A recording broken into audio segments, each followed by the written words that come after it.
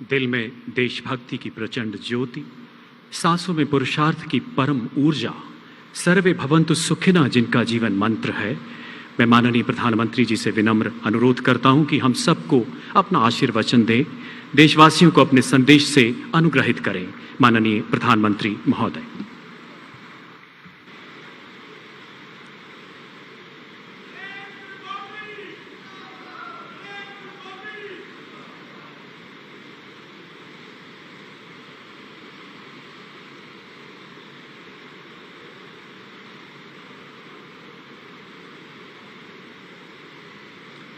भारत माता की, भारत माता की। उत्तराखंड के राज्यपाल लेफ्टिनेंट जनरल सेवानिवृत्त गुरमीत सिंह जी, युवा, ऊर्जावान और उत्साही मुख्यमंत्री मेरे मित्र श्री पुष्कर सिंह धामी जी, केंद्रीय मंत्रिमंडल के मेरे सहयोगी श्री मनसुख मांडविया जी, श्री अजय भट्ट जी, उत्तराखंड विधानसभा के स्पीकर श्री प्रेमचंद अग्रवाल जी, उत्तराखंड सरकार में मंत्री और आज उनका जन्मदिन भी है डॉक्टर धन सिंह रावत जी, उनको जन्मदिन की बहुत बहुत बधाई। देश के अनेक स्थानों से जुड़े राज्यों के मुख्यमंत्रीगण, लेफ्टिनेंट गवर्नर्स, राज्यों के अन्य मंत्रीगण, सांसद और विधायकगण और मेरे प्यारे भाइयों और बहनों, ये देवभूमि ऋषियों की तपोस्थली रही है। योग नगरी के रूप में ये विश्व के लोगों को आकर्षित करती रही है। मां गंगा के समीप हम सभी को उनका आशीर्वाद मिल रहा है। आज से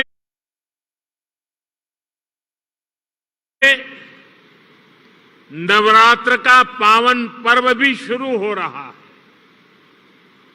आज प्रथम दिन मां शैलपुत्री की पूजा होती है। मां शैलपुत्री हिमालय पुत्री है और आज के दिन मेरा यहां होना, यहां आकर इस मिट्टी को प्रणाम करना, हिमालय की इस पवित्र धरती को प्रणाम करना, इससे बड़ा जीवन में कौन सा धन्य भाव हो सकता है। और मैं आज जब उत्तराखंड आया हूं तो एक विशेष रूप से भी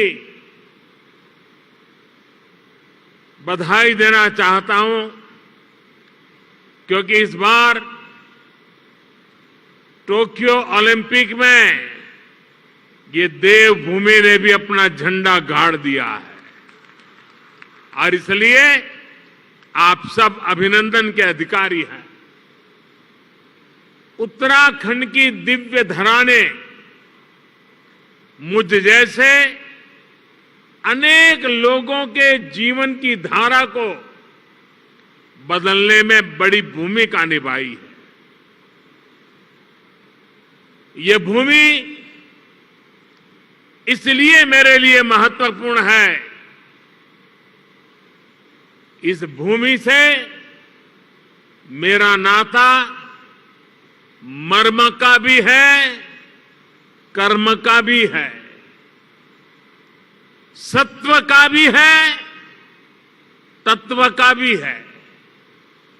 साथियों, जैसा अभी मुख्यमंत्री जी ने याद दिलाया आज के ही दिन 20 साल पहले मुझे जनता की सेवा का एक नया दायित्व मिला था।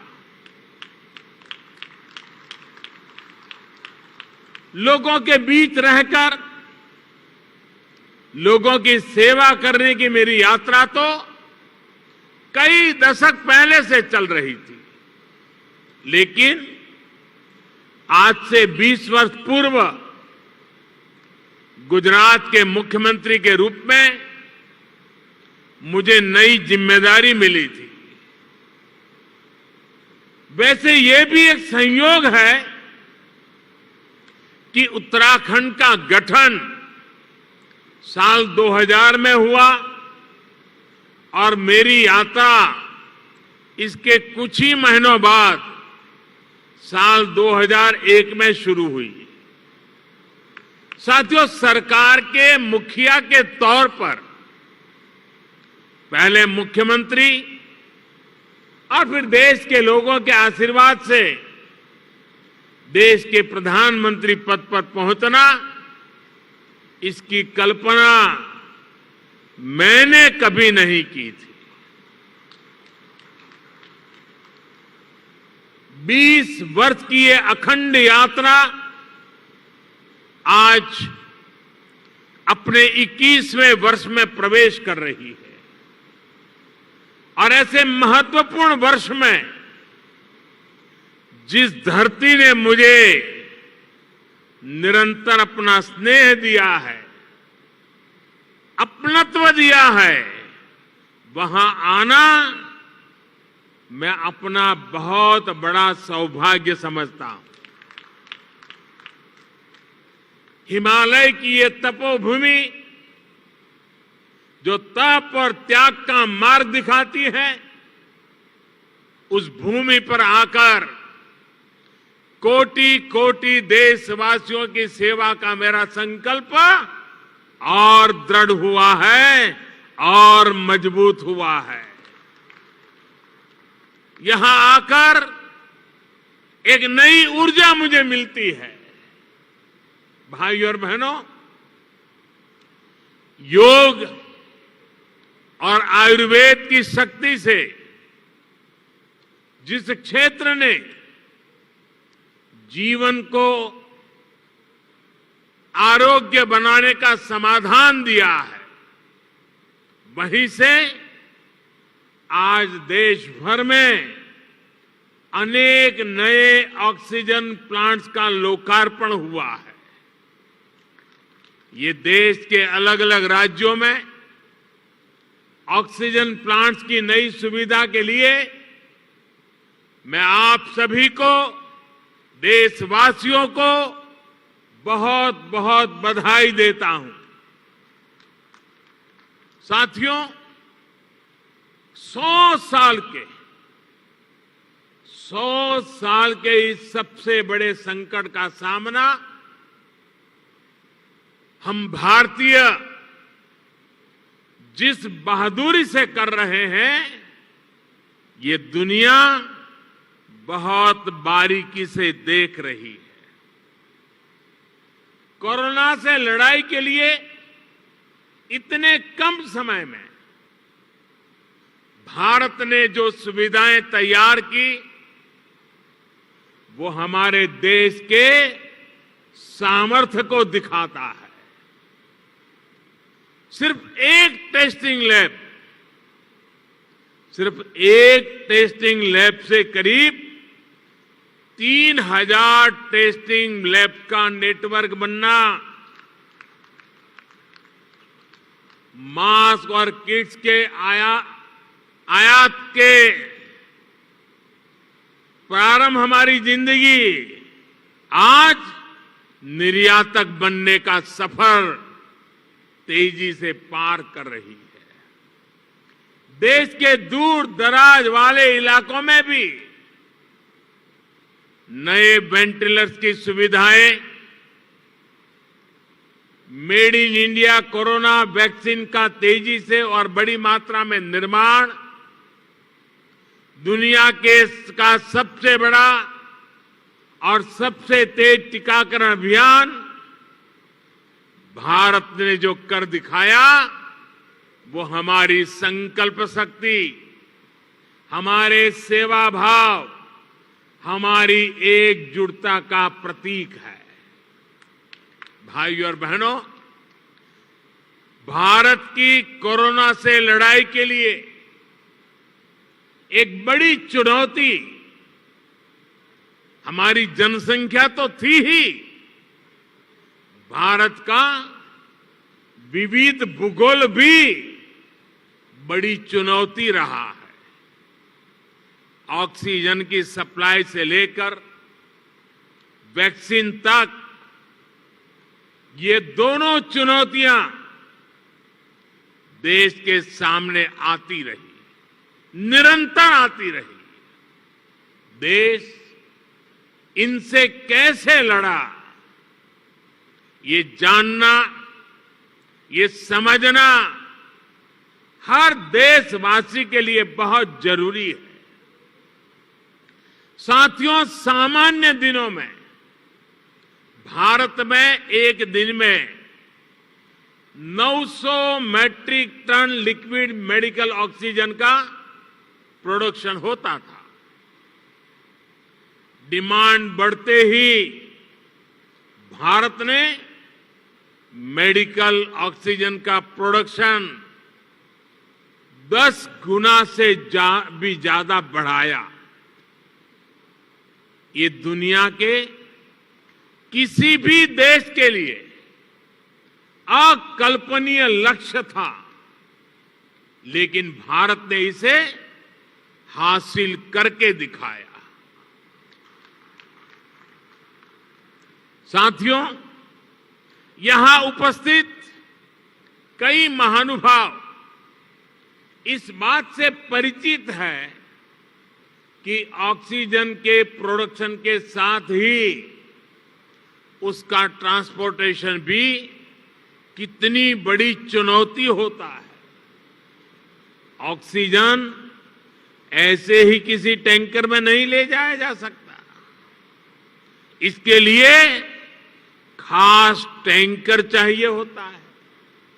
भारत में ऑक्सीजन प्रोडक्शन का काम सबसे ज्यादा पूर्वी भारत में होता है, लेकिन मुश्किल ये कि जरूरत सबसे अधिक उत्तर और पश्चिम भारत में पड़ी। भाइयों और बहनों, लॉजिस्टिक्स की इतनी चुनौतियों से जूझते हुए देश ने युद्ध स्तर पर काम किया।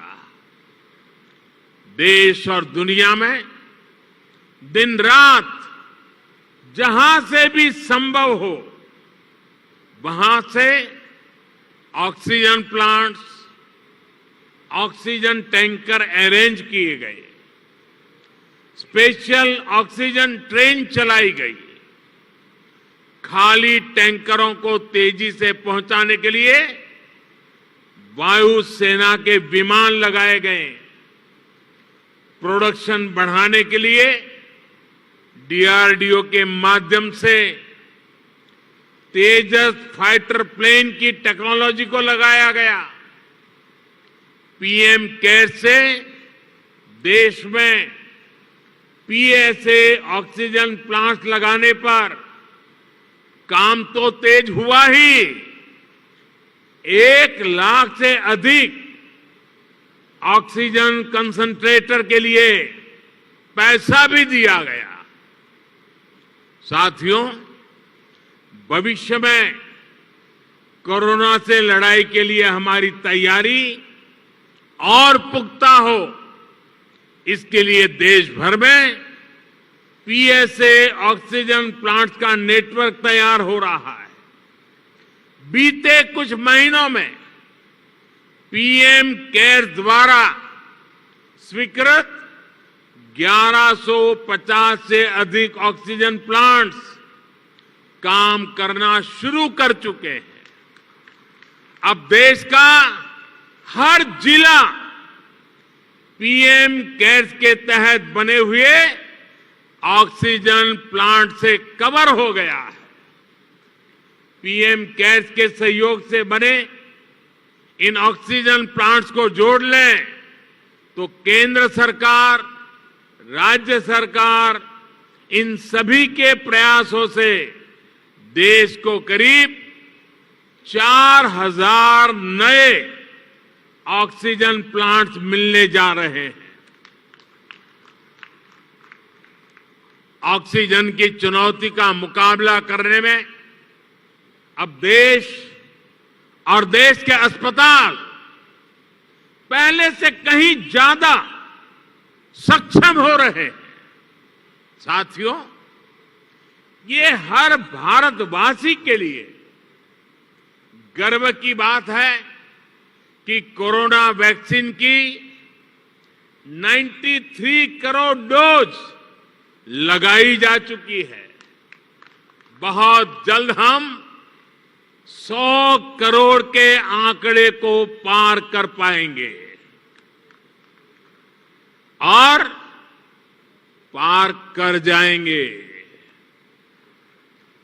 भारत ने कोविन प्लेटफॉर्म का निर्माण करके पूरी दुनिया को राह दिखाई है कि इतने बड़े पैमाने पर वैक्सीनेशन किया कैसे जाता है। पहाड़ हो या रेगिस्तान, जंगल हो या समंदर, 10 लोग हो या 10 लाख, हर क्षेत्र तक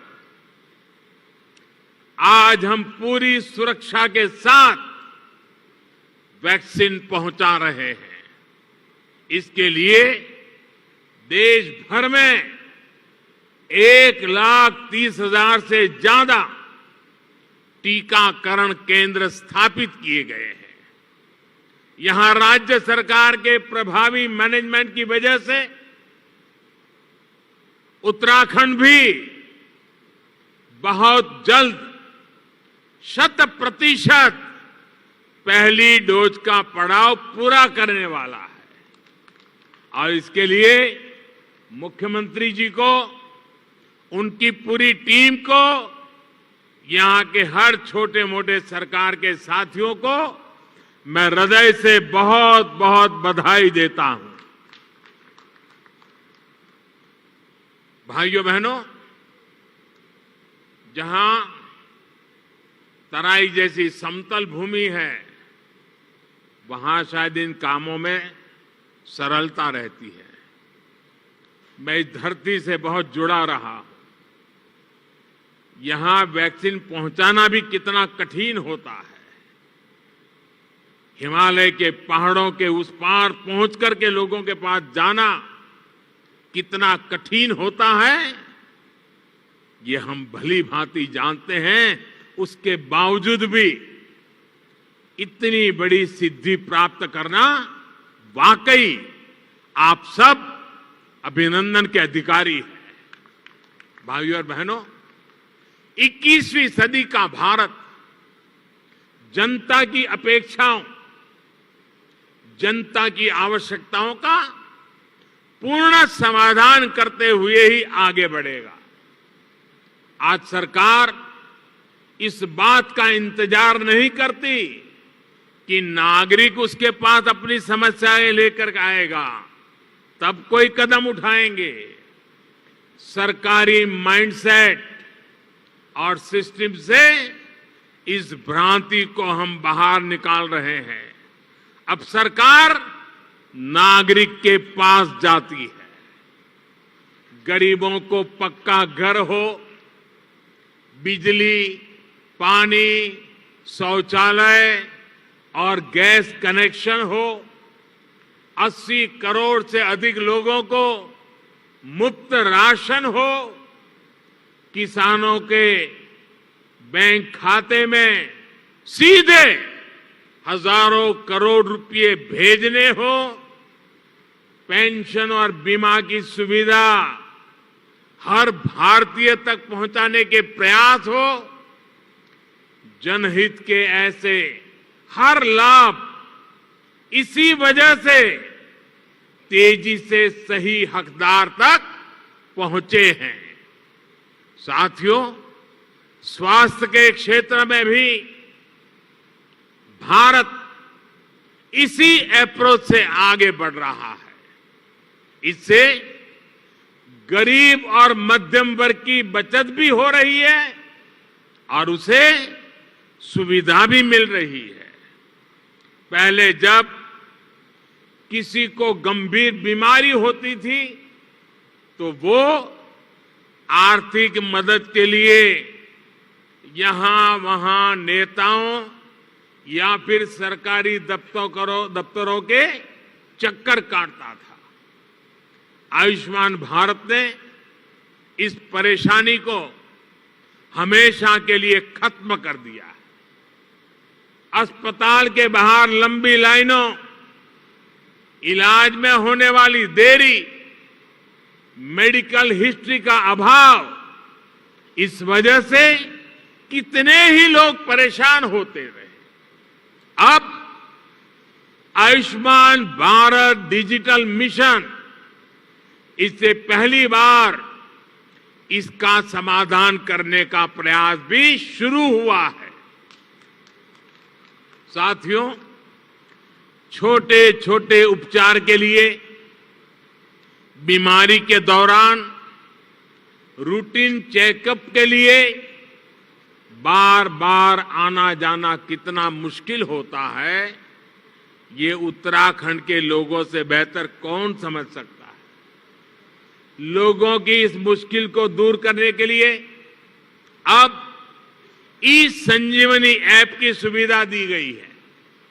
इससे गांव में अपने घर पर बैठे बैठे मरीज शहरों के अस्पतालों में डॉक्टर से कंसल्टेशन ले रहे हैं। इसका लाभ अब उत्तराखंड के लोगों ने भी उठाना शुरू किया है। भाई और बहनों, स्वास्थ्य सुविधाएं सभी तक पहुंचाने के लिए लास्ट माइल डिलीवरी से जुड़ा एक सशक्त हेल्थ इंफ्रास्ट्रक्चर भी बहुत जरूरी होता है। 6-7 पहले तक सिर्फ कुछ राज्यों तक ही एम्स की सुविधा थी। आज हर राज्य तक एम्स पहुंचाने के लिए काम हो रहा है। 6 एम्स से आगे बढ़कर 22 एम्स का सशक्त नेटवर्क बनाने की तरफ हम तेजी से आगे बढ़ रहे हैं।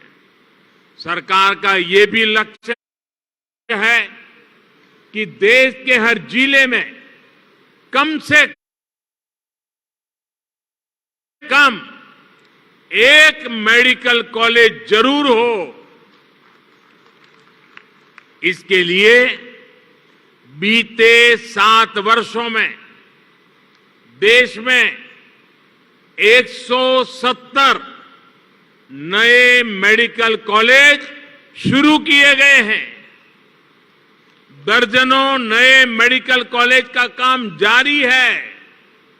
यहां मेरे उत्तराखंड में भी रुद्रपुर, हरिद्वार और पिथौरागढ़ में नए मेडिकल कॉलेजों की मंजूरी दी गई है।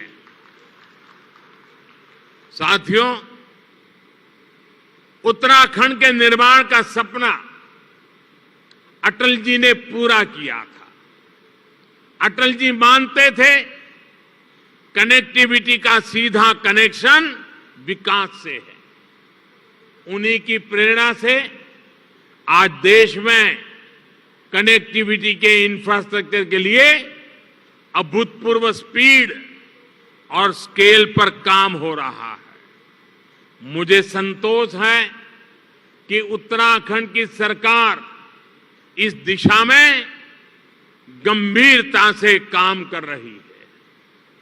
बाबा केदार के आशीर्वाद से केदार धाम की भव्यता को और बढ़ाया जा रहा है। वहां श्रद्धालुओं के लिए नई सुविधाएं विकसित की जा रही है। मैं भी कई बार ड्रोन कैमरा के माध्यम से इन कार्यों की प्रगति की समीक्षा करता रहता हूं। चार धाम को जोड़ने वाली ऑल वेदर रोड पर काम तेजी से चल रहा है। चार धाम परियोजना देश और दुनिया से आने वाले श्रद्धालुओं के लिए बहुत बड़ी सुविधा तो बना रही है, गढ़वाल और कुमाऊं के चुनौतीपूर्ण क्षेत्रों को भी आपस में जोड़ रही है। कुमाऊं में चार धाम रोड के लगभग 150 किलोमीटर हिस्से से इस क्षेत्र के विकास को नया आयाम मिलने वाला है। ऋषिकेश कर्णप्रयाग रेल लाइन से भी उत्तराखंड की रेल कनेक्टिविटी को और विस्तार मिलेगा। सड़क और रेल के अलावा एयर कनेक्टिविटी को लेकर हुए कार्यों का लाभ भी उत्तराखंड को मिला है। देहरादून हवाई अड्डे की क्षमता को 250 पैसेंजर से बढ़ाकर 1200 तक पहुंचाया गया है। मुख्यमंत्री श्रीमान धामी जी के उत्साही और ऊर्जावान नेतृत्व में उत्तराखंड में हेलीपोर्ट इंफ्रास्ट्रक्चर को भी प्रोत्साहित किया जा रहा है। साथियों, पानी की कनेक्टिविटी को लेकर भी उत्तराखंड में आज सराहनीय कार्य हो रहा है। इसका बहुत बड़ा लाभ यहां की महिलाओं को मिलना शुरू हुआ है। उनका जीवन और आसान बन रहा है।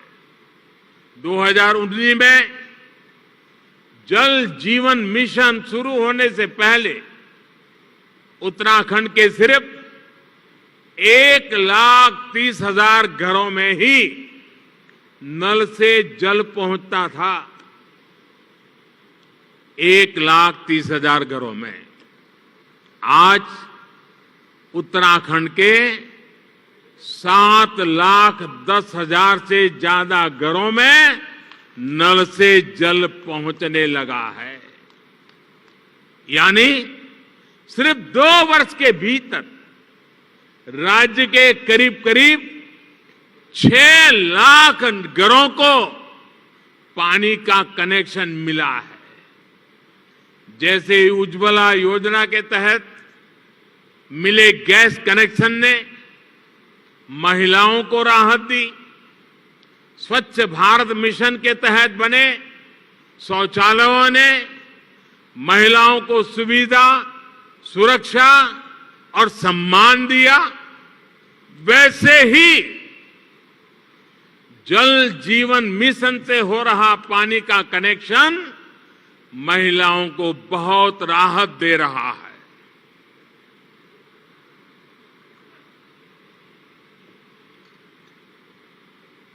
साथियों, उत्तराखंड की देश की सुरक्षा में बहुत बड़ी भूमिका है। यहां का वीर नौजवान, वीर बेटियां भारतीय सुरक्षा बलों की आन बान और शान है।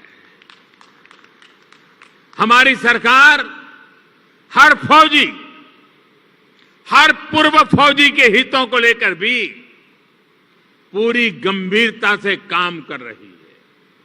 ये हमारी ही सरकार है जिसने 1 रैंक 1 पेंशन को लागू करके अपनी फौजी भाइयों की 40 साल पुरानी मांग पूरी की।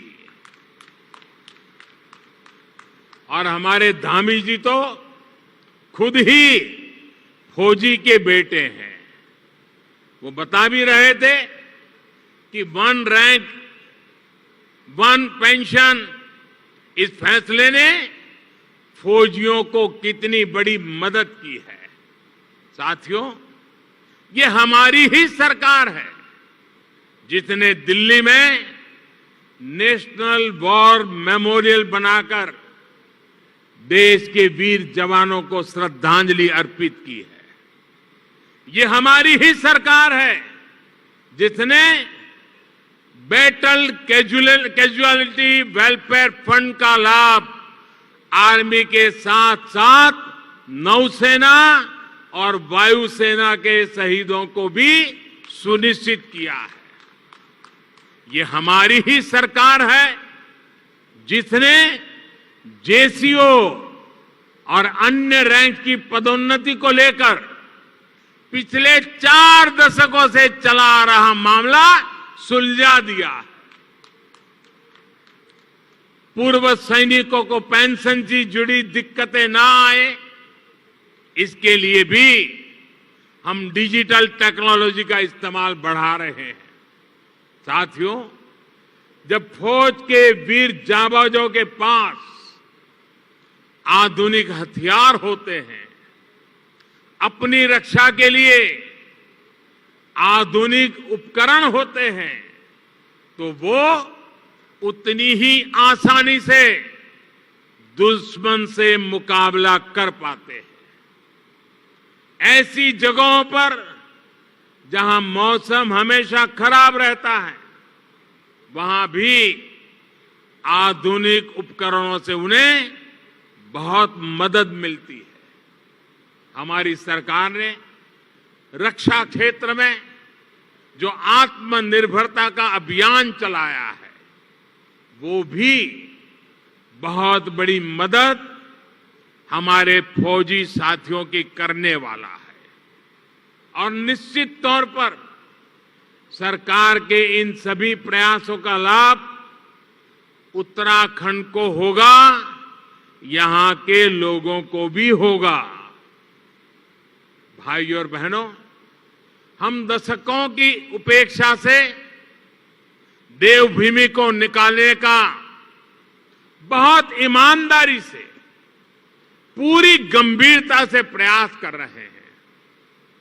बेहतर इंफ्रास्ट्रक्चर बनने के बाद वीरान पड़े गांव फिर से आबाद होने लगे हैं।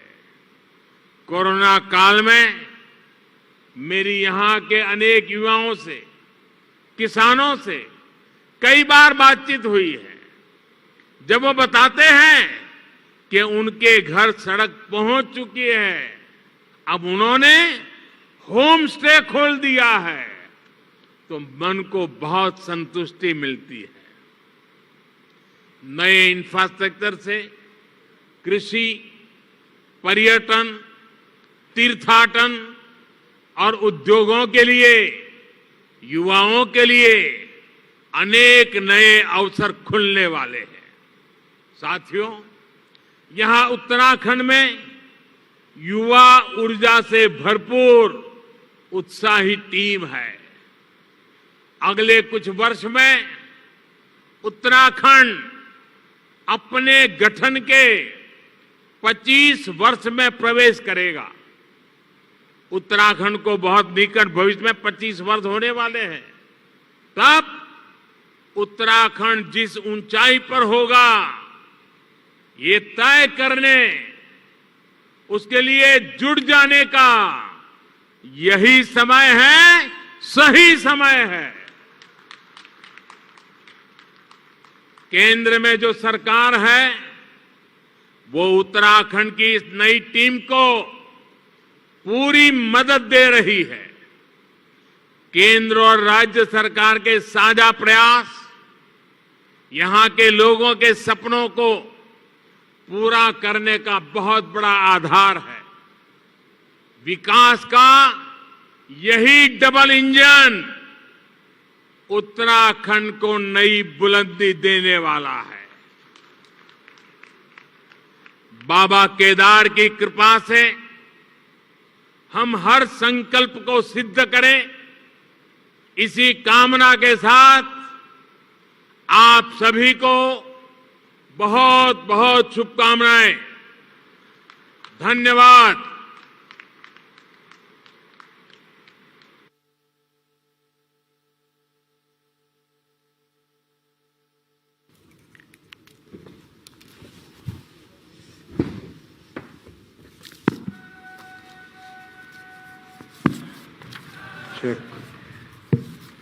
धन्यवाद मान्यवर। अलौकिक राष्ट्र प्रेम से ओतप्रोत आपका हर शब्द मां भारती के चरणों में नमन है।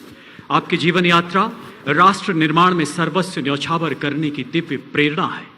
गलवान से रेगिस्तान तक डटे हर सैनिक के लिए कर्तव्य पथ पर डटे रहने की प्रेरणा है।